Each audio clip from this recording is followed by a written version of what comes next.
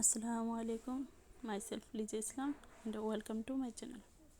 তো আজকে আমি তোমাদের জন্য নিয়ে এসেছি আরেকটা সেলাইয়ের নতুন পদ্ধতি। অনেকে আমরা হাতে সেলাই করতে পারি না, ব্লাউজের ঘর যেটা ওটা হাতে সেলাই করতে পারি না। তো আজকে আমি তোমাদের দেখাবো কিভাবে মেশিনে হাতে সেলাই করতে হয় গুদাম ঘরের। তো প্রথমে আমি দাগ দিয়ে নেব, একটু বেঁকা করে মাঝখানে একটু ফাঁকা রেখে একটু নিচের মতো করে দাগ নিয়ে নেবে। যতটুকু মাঝখানে ফাঁকা রাখতে হয় ততটুকুভাবে ওই সাইডে দাগ দিয়ে দু মাথায় দাগ দিয়ে নেব। তো তারপরে দেখো কিভাবে আমি এঁকে নিয়েছি, এভাবে এঁকে নেবে। তো প্রথমেই আমরা কি করব, দাগের উপর করে উপরে সেলাই করে নেব।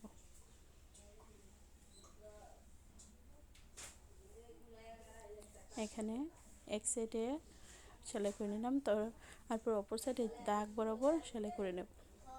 এভাবেই 3বার একই দাগে একই সেলাইয়ের উপরে 3 থেকে 4বার তুমি সেলাই করে নেবে। দেখবে বাহিরে যেন না যায় দাগ বরাবর, আর প্রথমে যে সেলাইটা দিয়েছো ওই সেলাইটার উপরে যেন সেলাইটা পড়ে।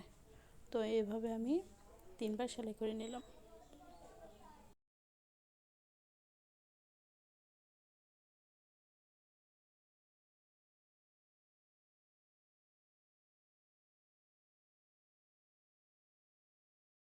তিনবার সেলাই করা, এখন সেলাইয়ের মাথায় এমন করে ঘুরিয়ে ঘুরিয়ে 3বার সেলাই করে নেব।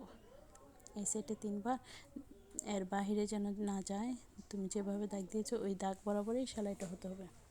তো এভাবে 3বার সেলাই করে নিলাম এক সাইডে, তারপর অপর সাইডে অপর মাথায় এভাবেই 3বার সেলাই করে নেব।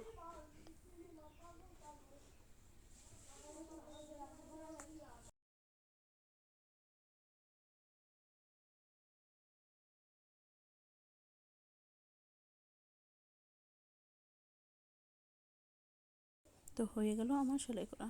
এখন যেই এক্সট্রা সুতোগুলো ওগুলো কেটে নেব, আর মাঝখানে যে বরাবর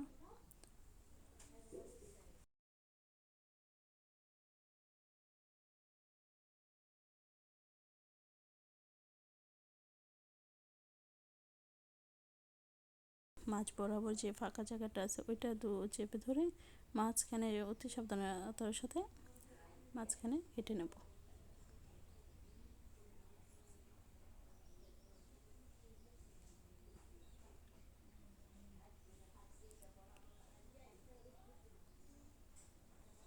এমনভাবে কাটবে যাতে সেলাইয়ের বাইরে কাটা কেচি না যায়। একদম আস্তে আস্তে হালকা করে যতটুকু ফাঁকা জায়গা আছে অতটুকু কেটে নেবে। এই তো হয়ে গেল আমার মেশিনে হাতে সেলাই করা গুদাম ঘরের জন্য। দেখো কত সুন্দর দেখা যায়, অতি সহজেই হাতে সেলাই গুদাম ঘরে সেলাই করে নিলাম হাতের বাদে। তো এভাবেই যারা পারো না হাতে সেলাই করতে তারা এভাবে মেশিনের মাধ্যমে গুদাম ঘর সেলাই করতে পারো। তো তোমাদের জন্য এমন নতুন নতুন সেলাই টিপস এমন নতুন নতুন সেলাই টিপস পেতে আমার চ্যানেলটাকে সাবস্ক্রাইব করে রেখো, আর যদি ভালো লাগে লাইক কমেন্ট করে দিও। আর এমন নতুন নতুন টিপস পেতে আমার চ্যানেলের বেল আইকনটা অন করে রেখো। আজকের জন্য এতটুকুই, সবাই ভালো থেকো। আজকের জন্য এতটুকুই, সবাই ভালো থেকো, সুস্থ রেখো। আর নতুন নতুন এমন টিপস পেতে আমার চ্যানেলটা সাবস্ক্রাইব করে রেখো। আল্লাহ হাফেজ।